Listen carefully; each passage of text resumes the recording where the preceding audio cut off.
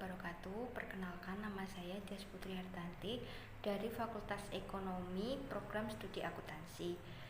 Di sini saya akan menjawab diskusi mata kuliah Bahasa Indonesia mengenai COVID-19. Yang pertama, pengertian COVID-19.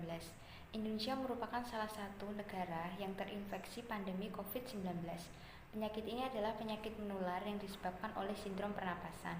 Penyakit ini pertama kali ditemukan pada Desember 2019 di Wuhan, ibu kota provinsi Hubei, Cina.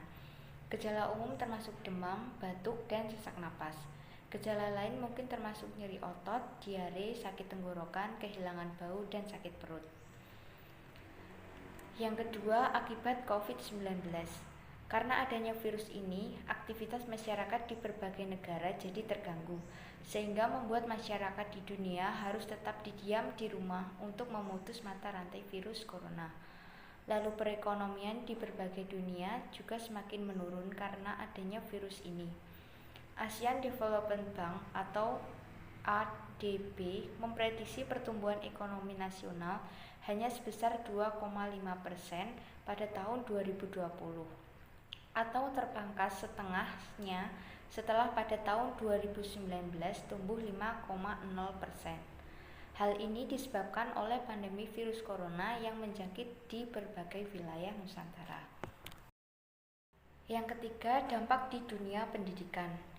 Pemerintah menerapkan kebijakan yaitu work from home atau WFH. Kebijakan ini merupakan upaya yang ditetapkan kepada masyarakat agar dapat menyelesaikan segala pekerjaan di rumah. Pendidikan di Indonesia pun menjadi salah satu bidang yang terdampak akibat adanya pandemi COVID-19 tersebut. Dengan adanya pembatasan interaksi, Kementerian Pendidikan Indonesia juga mengeluarkan kebijakan yaitu dengan meliburkan sekolah dan mengganti proses kegiatan belajar mengajar atau KBM dengan menggunakan sistem dalam jaringan atau daring.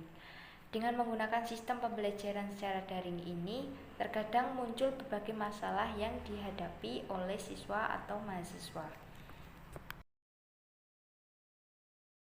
Yang selanjutnya adalah dampak negatif di dunia pendidikan. Permasalahan lain dari adanya sistem pembelajaran secara online ini adalah akses informasi yang terkendala oleh sinyal yang menyebabkan lambatnya dalam mengakses internet. Mahasiswa terkadang tertinggal dengan informasi akibat dari sinyal yang kurang memadai. Akibatnya mereka terlambat dalam mengumpulkan suatu tugas yang diberikan dan membuat ruang penyimpanan gadget semakin terbatas.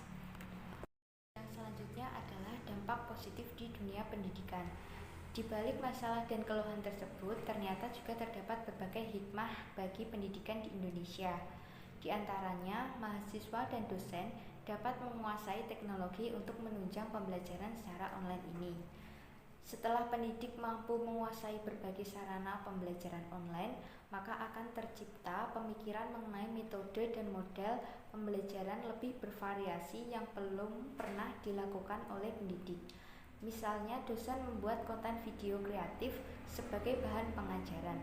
Dalam hal ini, dosen lebih persuasif karena membuat peserta didik semakin tertarik dengan materi yang diberikan oleh dosen melalui video kreatif tersebut.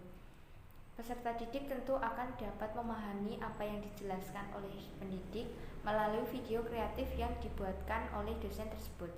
Sehingga dengan adanya penerapan model pembelajaran di rumah, membuat mahasiswa tidak merasa bosan dan mengikuti pembelajaran secara online. Demikian gagasan yang saya sampaikan. Mohon maaf atas kekurangan dalam saya menyampaikan gagasan tersebut. Wassalamualaikum warahmatullahi wabarakatuh.